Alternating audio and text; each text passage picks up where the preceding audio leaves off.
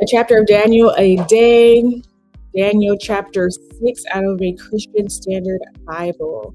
Darius decided to appoint 120 satraps over the kingdom stationed throughout the realm, two, and over them 3 administrators, including Daniel.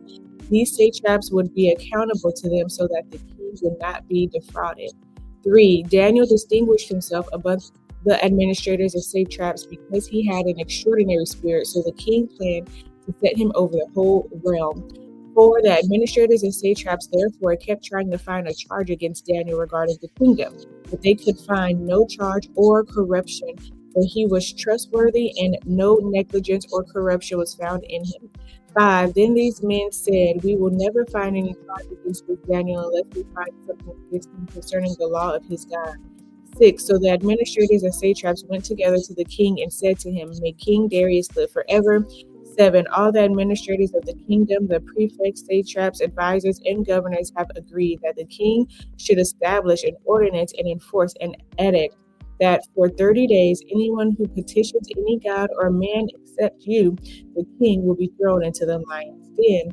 8. Therefore, your majesty, establish the edict and sign the document so that as a law of the Medes and Persians, it is irrevocable and cannot be changed. 9. So King Darius signed the written edict. 10. When Daniel learned that the document had been signed, he went into his house. The windows in its upstairs room opened towards Jerusalem, and 3 times a day he got down on his knees, prayed, and gave thanks to his God, just as he had done before. 11. Then these men went as a group and found Daniel petitioning and imploring his God. 12. So they approached the king and asked about his edict. Didn't you sign an edict that for 30 days any person who petitions any god or man except you, the king, will be thrown into the lion's den? The king answered, "As a law of the Medes and Persians, the order stands and is irrevocable." 13. Then they replied to the king, "Daniel, one of the Judean exiles, has ignored you, the king, and the edict you signed, for he prays 3 times a day." 14. As soon as the king heard this, he was very displeased. He set his mind on rescuing Daniel and made every effort until sundown to deliver him. 15. Then these men went together to the king and said to him, "You know, your majesty, that it is a law of the Medes and Persians that no edict or ordinance the king establishes can be changed." 16. So the king gave the order, and they brought Daniel and threw him into the lion's den.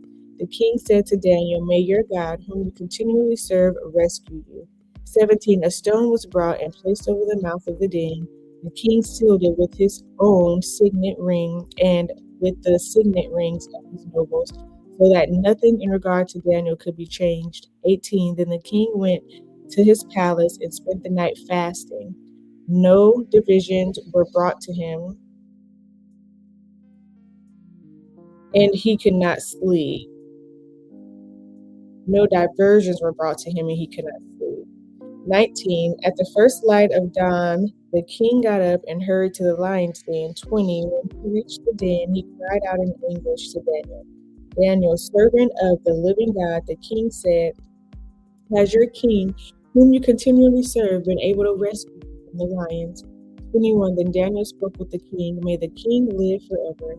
22. My God sent his angel and shut the lion's mouth, and they haven't harmed me, for I was found and the set before him. And also before you, your majesty, I have not done harm.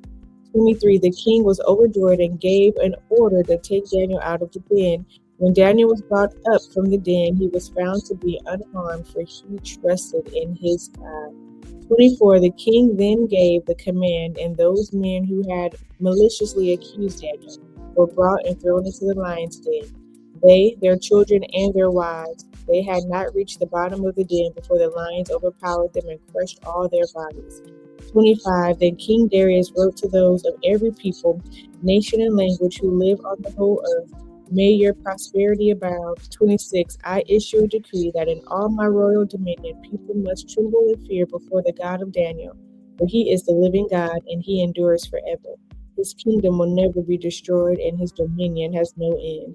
27. He rescues and delivers. He performs signs and wonders in the heavens and on the earth, for he has rescued Daniel from the power of the lion.